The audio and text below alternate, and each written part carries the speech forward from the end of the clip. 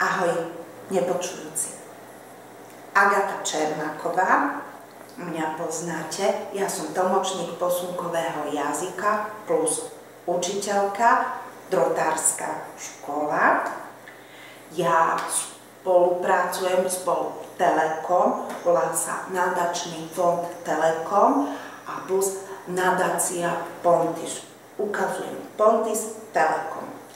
Pontis Telekom spolupracuje dlhé roky, pomáha nepočujúcim. Ja ukazujem slovo nepočujúce, ale to znamená osoby, všetci, ktorí majú sluchovo postihnutie a patrí ako keby identita nepočujúci. Pontis Telekom dlhé roky pomáha, robí rôzne projekty nepočujúcim, zlepšuje život. Urobil úspešné čo? Napríklad nepočujúci podnikateľ, alebo mobilný pedagóg, alebo teraz online tlmočník, rovnako robil kurz anglického jazyka. Všetko zaujímavé veci. To bolo, alebo ešte funguje, ale Pontis Telekom, prosím, chcem rozmýšľať, urobiť budúcnosť lepšie, voláčo pre nepočujúci, ale neviem čo. Preto všetci, prosím, nepočujúci, každý, ľúbite posunkovať, urob krátke video, čo má nepočujúci podľa teba 3 veľký problém. 3 stačí, nemusí veľa problém, stačí vybrať 3 a posunkovať, aký problém plus problém a ako sa dá riešiť.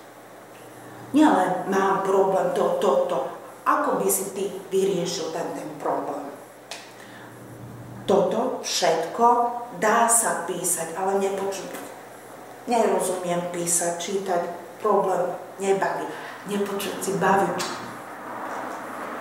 Telefón, mobil zapni, položi, ahoj, ja nepočujúci, pracujem, alebo som nezamestnaný, alebo študujem, alebo bude štúdium, alebo hľadám prácu, alebo že čo máš zamestnanie, alebo nezamestnaný podobne.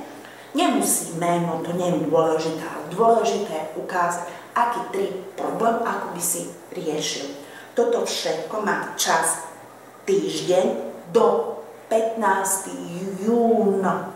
Prosím, opakujem, 15.